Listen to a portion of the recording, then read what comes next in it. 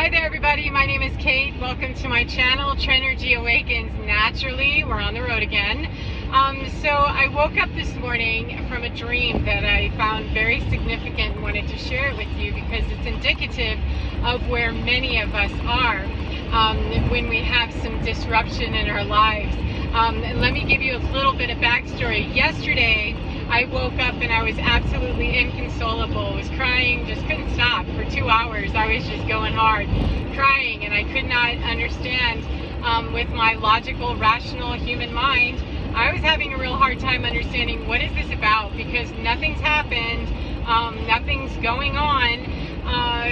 What is this? And I was very quickly and gently reminded that, yeah, so there's not any necessarily linear response to what's happening, in the ethers, or what's happening with healing at many different levels in different timelines. And it's not a linear process when we're working in that healing element, not for me anyway, that I can be grieving about something that I can't necessarily put my finger on, but I know that it's there, it's very deep, and it's just, something.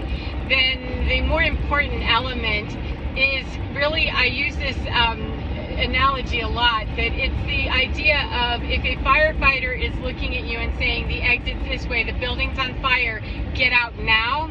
We want to deal with the emergency, we want to deal with the crisis, we want to deal with what's actually happening in real time. And we can assign the arsonist later. We can assign, the cause of the fire later. We can go back and investigate that if necessary later. But right now, we're going to lose our life or limb to this process if we're too busy going, what do you mean? Or fighting the process that, well, who started it? Whose fault is it? Well, I shouldn't have to, this isn't fair. Or trying to hang on to everything, while we're halfway attempting to evacuate the building. So that's kind of how I look at it.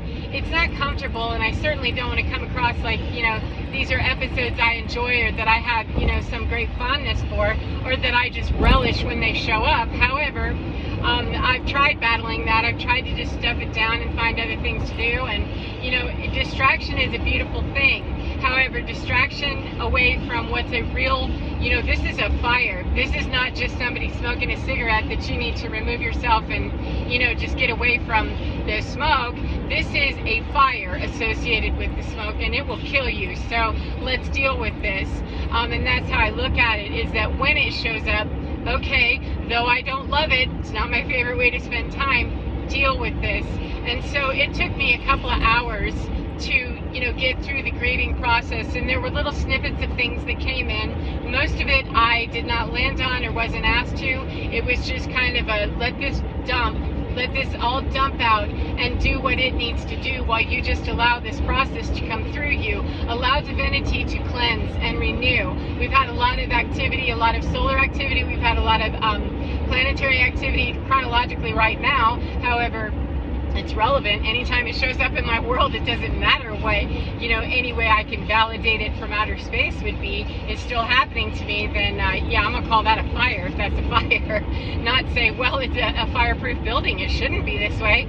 Okay, that's not a very intelligent way to play, I found. Get me killed when I'm not playing smart. So anyway, what ended up happening was I worked through that and was very glad to have gotten to the end of the day, just fortunately was able to stay home and just take care of myself and nurture myself and sniffle when I needed to. And I got to the end of that and prayed before I went to bed last night and said, look, my brain's tired. I just want to go to sleep. I really want to just rest. And, I don't want to do school. I don't want to do any of that stuff. And yet I released this to my team and my spiritual advisors and anyone and everyone in the energies that support me and what I'm doing here.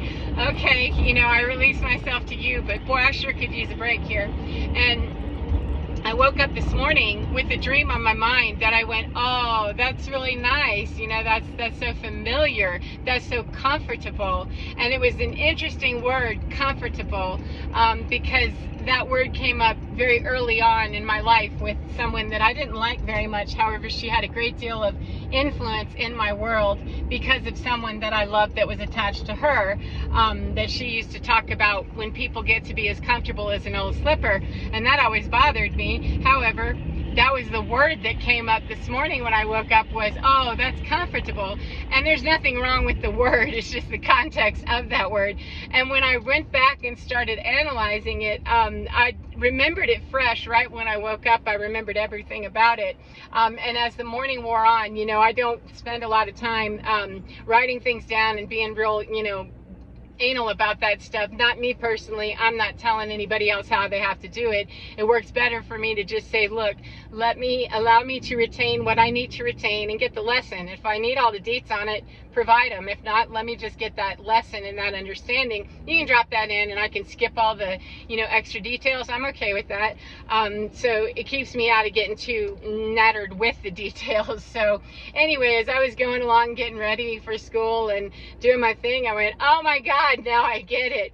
The dream, large majority of it, I do not remember. However, what I do remember of it was that there was a great deal of issue with people in my dream, and it has been true in my reality as well, however not recently, that is physically in my awareness. It's energetically all the time for many of us, you know, that are working in a divine place, that we're, you know, oppositional to people that are working in the dark. That's kind of the setup that happens.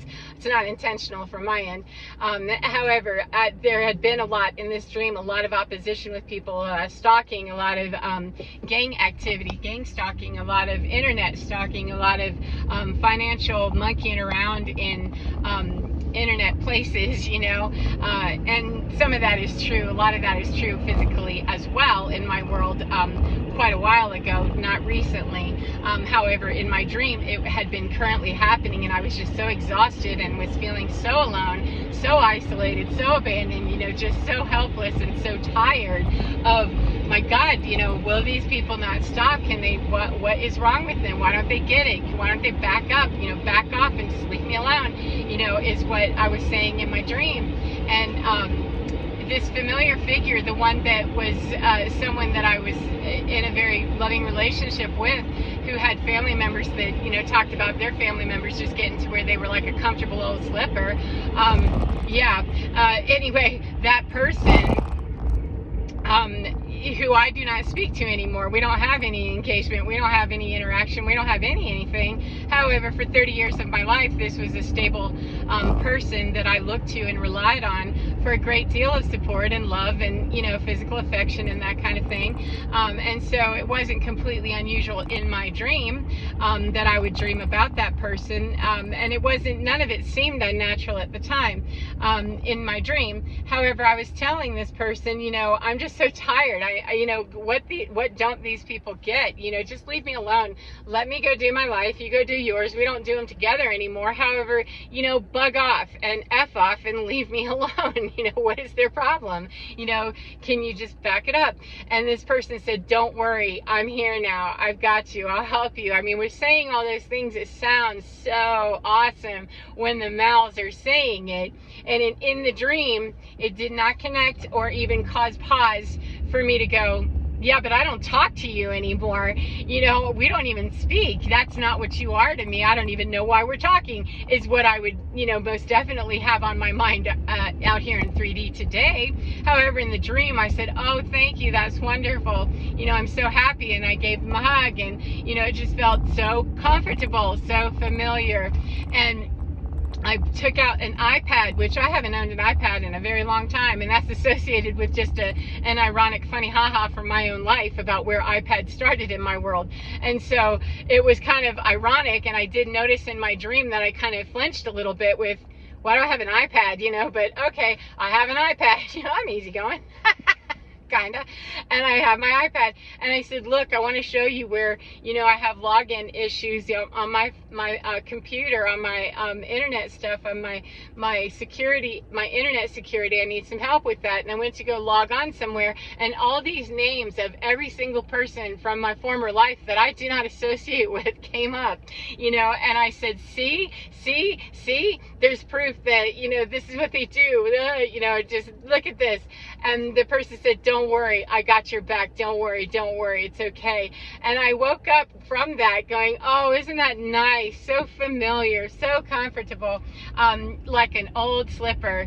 You know what I do with those slippers though? When they get too old and they're not serviceable anymore, I get me a new pair. I don't try to make an old slipper that's real super comfortable be functional anymore when it's no longer functional, because it's no longer comfortable. It is actually far more fun and more comfortable for me when I take that flattened dead thing, retire it, and get a whole new pair that is nice and fluffy, cushy, and supports my foot better than that stomped down, beat up slipper that I'm trying to drag around, you know, and call it good just because it's my favorite color. That exhibits a great deal of fear that I won't find another color that I like, I won't find another pair that's as good, blah, blah, blah, blah, blah, all of that. So I was snickering because at the time I thought, oh, that's a nice way to be viewing that person that I don't talk to anymore and wouldn't even consider speaking with. I'm glad that I had a dream where I felt, you know, that he was safe at least. But in reality out here, I wouldn't get anywhere near it, wouldn't touch it at all, not even remotely, because of the unsafe way that it went down when it left, you know.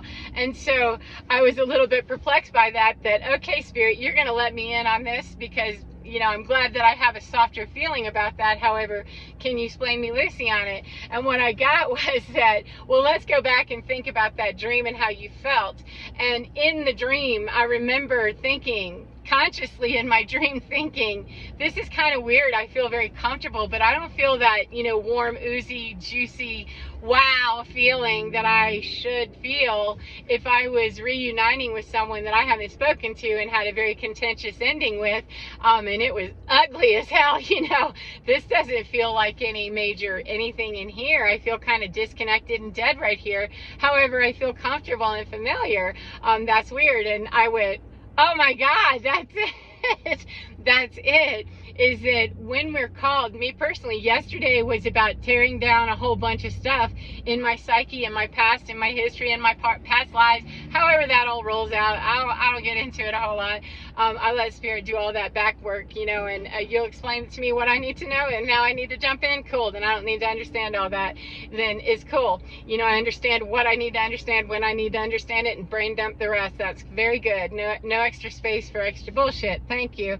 But that was basically that yesterday was about grieving and feeling so alone, so abandoned, so, you know, just completely torn apart. And I am alone. I don't have friends or, you know, love interest or anything like that. Just out of my own choice, I'm okay with that. And the options are, you know, no thank you. I'd rather not trade anything of what I'm about just to have somebody that could offer me a, you know, comfortable or semi-comfortable hug, or, you know, God forbid anything else. That doesn't fix anything for me. So anyway, when I got through yesterday, just doing what I needed to, relying on my animals, relying on myself, Spirit, you know, praying, crying, grieving, work through that, you know, get through it honestly with integrity and say, this really hurts, I don't understand. And many things came to me. However, you know, most of it was about just let this go, let the grief come out. And if we don't need to name it and assign it to something, just know that it's leaving, and we'll get the rest of this worked out some other time or some other way. Cool, I like it that way. It gives me very good clarity in the moment to just grieve and allow these feelings of abandonment, isolation, you know, all of that to go on ahead and transform. It's what brings the alchemy in and allows that to happen more easily. So when I got to today with that comfortable stuff of, yeah, what is that, oh wow, this person's brave as hell, man, brave as hell. Somebody on a bike, that this is a road that's uphill and is 55 miles an hour, and this person's right on in the driving lane. Thank you, Spirit, that I saw that, because that would be bad. You don't want to see that, and I definitely don't want to see it, and I don't want anybody to get hurt. So anyway, when I was looking back at that yesterday was about, you know, tearing down, grieving, etc. And if someone were to come to me when I was in that state of extreme vulnerability, and they were someone familiar, and they were someone comfortable, or they were, it was an activity, something, anything that would bring me to a place of comfort immediately, that has rarely worked out to be well for me. That going back to a state of familiarity is like I have an opportunity to go barefoot for a minute and figure out that I really like slippers. I really like wearing, you know, shoes that really support my walk. And I don't have that pair anymore. I've chosen to move away from that pair of slippers that's really stomped down and smell, and you know, I've washed them and cleaned them up as much as I can, and they're just not serviceable to my life anymore. No thank you. If I've made that commitment, then it's time for me to go on ahead and just be barefoot for a minute, perhaps uncomfortable with that feeling, and maybe not digging it a whole lot. However, very much knowing, trusting, assuming, and moving forward with it. Oh, there's another pair of shoes for me. There's another pair of slippers. There's another pair of, you know, ballroom dancing shoes. There's something else to protect my feet as I walk in my walk. You know, there's something here for me. I don't have to rely on just that nasty, natty old pair of slippers. It's okay. I can let them go away, and that's okay. If I cannot get to that point, I may not be willing to go barefoot and uncomfortable for a few minutes while I'm waiting and moving towards my next pair of comfortable shoes. That if I take the familiar, if I'd taken that as if that person, literally, if that person showed up in my life at a time when I was super vulnerable, or anyone from my past, or any old behavior that used to be comfortable, or a coping skill or something like that, that was an old way that used to work, that used to bring a sense of familiarity, that used to bring a sense of, okay, I can do this now, that's not serviceable, it really isn't going to help me 16 one little bit. It's actually going to slow me down from getting to the comfort that I really, really want. And sometimes we think when we're stomping around in flattened down slippers that that's the best thing ever, you know, because it's what I've had all this time. I haven't known what it was to have pillows on my feet for real, and I might be too frightened, or I might be too encouraged by my slippers that might want to slap themselves on my feet, strap on, and never come off again, because they have a purpose in this, and no, don't leave me behind. That's how that relationship really felt to me, was that was more about the familiarity, the relationship of my past, not anyone in particular. It just so happened to be a significant figure from my life that the dream was about, but it was really representative of any behavior, any pattern, any addiction, anything, any person, any relationship, any job, any title, anything that yesterday challenged me on every level that I could possibly be challenged.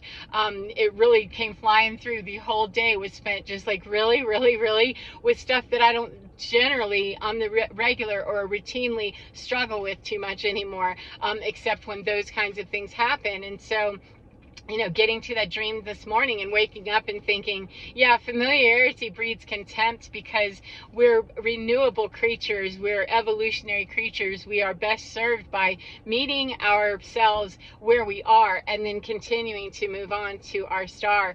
Our souls understand us at a much deeper, more complex level than most of us are playing at any given time. And so if we don't really look at the possibility that I have more comfortable way that I can be going forward, it doesn't have to be jammed into an old stinky slipper, that I really just don't like that, it's not what serves me best, then how about I get out of this and find a way to deal with the fear and the grief of losing something that was familiar, and the fear of going into something that is unfamiliar. There's joy in that. When there's joy, there's sadness. When there's sadness, there's madness, there's gladness, there's all range of it. It's not a matter of avoiding that to get to this. It's a matter of work through what has to be worked through to get to where we want to go, to get to where we want to be everything that we came here to be. So time to go to school now, 3D school, and I hope you're well, whatever part of the day you're in. I hope you're enjoying yourselves, friend. And remember, get within your skin, because you're divine.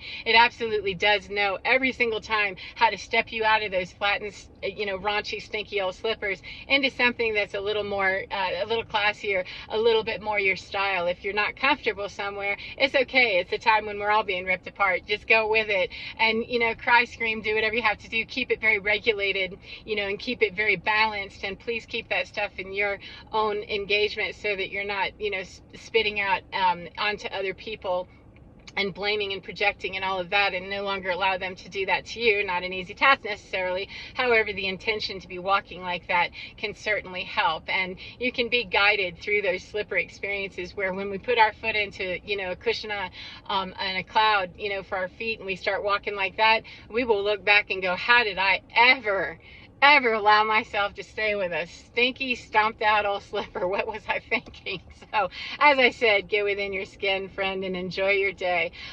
Take care of yourselves, and I'll see you again next time. Goodbye, friends. Bye-bye.